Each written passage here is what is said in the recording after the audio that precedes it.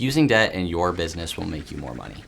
I'm Grady Cool, CEO of Cool Wealth Management. In this video, I'm going to be explaining the benefits of debt, why companies use it, how to safely implement it into your own business, and provide some real examples of companies that have successfully implemented debt into their business in order to elevate growth.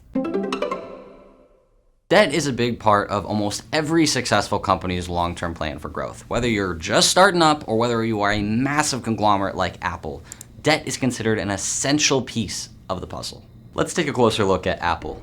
These are their public financial statements that they put out every quarter detailing what their assets and liabilities are, as well as all of their income and losses. Oh wow, that's the most riveting material that I've ever heard. I won't get too bogged down into the weeds here, but take a closer look at Apple's total assets of $331 billion. Sounds like a lot. That's a lot. It is a lot, but take a closer look at their total liabilities of $264 billion, with long-term debt of $78 billion. That's 23% of their total assets. One of the healthiest companies on the planet has billions in debt because of how effective it is, which all starts with the tax man. What, guy in a suit? No, it's a tax collector!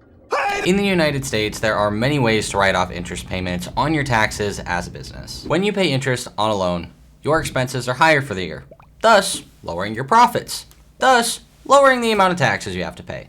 There are some special assets that require things like capitalizing, but to give you a general idea, let's look at an example. This is my client, Carlos.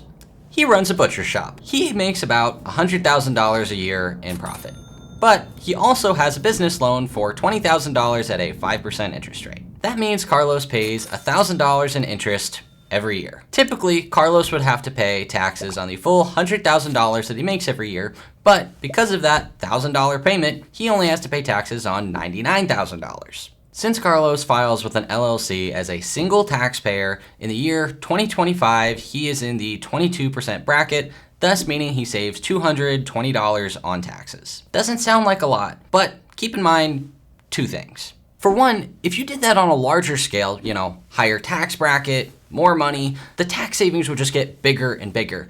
But that's not even the main benefit of debt. Opportunity cost is the number one benefit of debt. Opportunity cost basically means that when you're picking one thing, you're giving up another thing. If I eat a banana today, I'm not eating an apple today. In business, we want the investment that will provide the highest return. For example, to bring back our friend Carlos, if he wants to increase the amount of business he's doing at his butcher shop, he could run some ads, or he could hire a guy to just call people and be like, come check out my butcher shop. Each option costs $5,000, but they don't have the same return. If we were running ads, we could bring back $10,000 in potential profits, whereas just having somebody call some people would bring back only $8,000 in potential returns. Obviously, running ads is the preferred option, at least if you want to make some money. That makes things a little more fun though.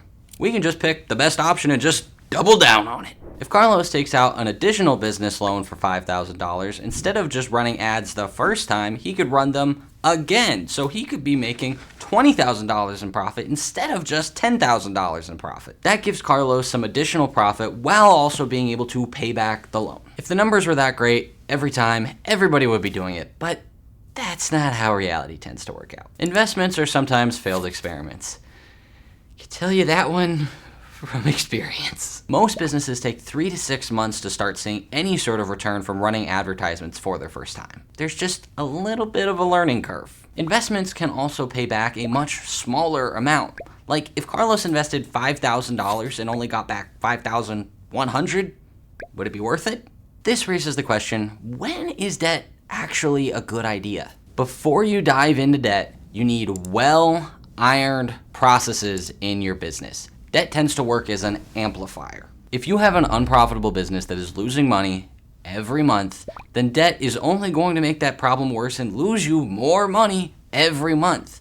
On the other hand, if you have a profitable business that's pulling things in every month, debt can make it so that you're pulling in more profits every month. You want to know if you put X amount of money in, you're going to receive Y amount of money in terms of new business or new profits from your business. It's almost like an algebra equation. I'm sorry if that gave some of you PTSD. If Carlos has run ads 10 times and put $5,000 in and gotten roughly $10,000 back in terms of that investment every time that he's done it, then he can roughly expect that each time he does it, he's gonna get roughly the same result. As we mentioned before, the numbers don't always tend to work out that pretty.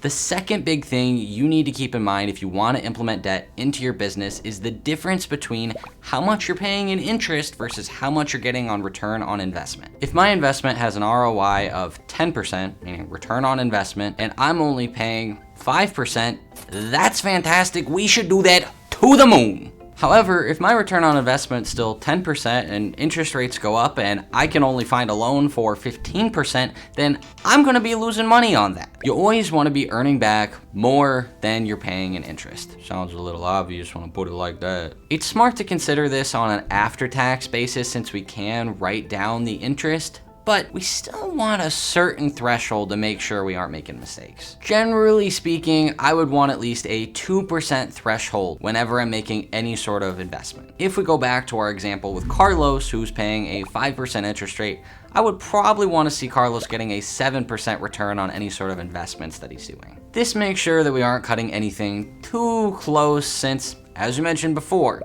debt works as an amplifier. Let's talk about some ways that you can safely implement debt into your business so that you can start making some more money. The most important consideration is where you can get the best interest rate from a place that isn't too sketchy. Please, please, do not go hit up your local loan shark. The most obvious place to start is just a plain old business loan. Whether you're just starting up or expanding the business, some banks or private investors, mom and dad, friends, etc., if they think you have a good idea and will actually follow through, may be willing to lend you a little bit of money. Interest rates for these things can vary widely, so do some homework. If your prospects for a general business loan aren't looking too good, then you can also get funding for specific projects sometimes. This is a little more common in the government sector when they're building something like, a bridge. Sometimes it can be tricky to pay back money on a big project, especially if all of your money for the entire business was tied up in that project. So try not to put too many eggs in just one basket. Instead of a direct loan for all the money all at once, you could also consider a line of credit. The idea is that you only take money down as you need it. So if you need an extra $5,000 that month, you call up the bank, ask for another $5,000, they send it over your way. Because this tends to be more short-term in nature, you tend to see higher interest rates and you're usually gonna wanna pay this off sooner rather than later. This may work better for a business with a quick turnaround time in terms of customers. Something like a bakery. You go buy the dough, you make the muffin, you get the money that day. For businesses that require large machines and equipment, construction, then loans on those things can be a good way to implement more debt into the business. The terms of the contract are important here, and there's a lot more to consider in terms of tax planning that I can really cover in this video, but just to give you a general concept, this is definitely somewhere that you could fit a little bit of extra debt into your business. Owning your office can be another great way to implement debt into the business. That being said, commercial properties, offices, warehouses, that type of thing, they tend to require a much higher down payment upfront of 25%, and they tend to be significantly more expensive than you're going to see with most typical residential homes. Similarly, you can get a mortgage on your own personal property, and instead of shoving extra money into your mortgage to pay it off quicker, take that exact same money and just shove it into the business. One last option that is much shorter in nature is accounts receivables and accounts payables. You can get money from your customers quicker, and then pay your suppliers much slower. This will give you free financing for somewhere in the nature of around 30 days.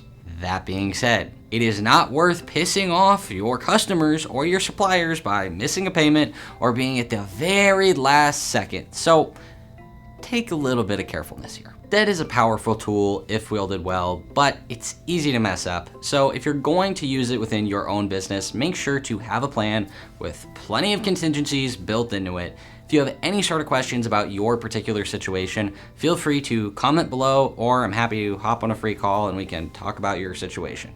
Other than that, hope you guys learned something, and I will see you guys in the next one. Bye!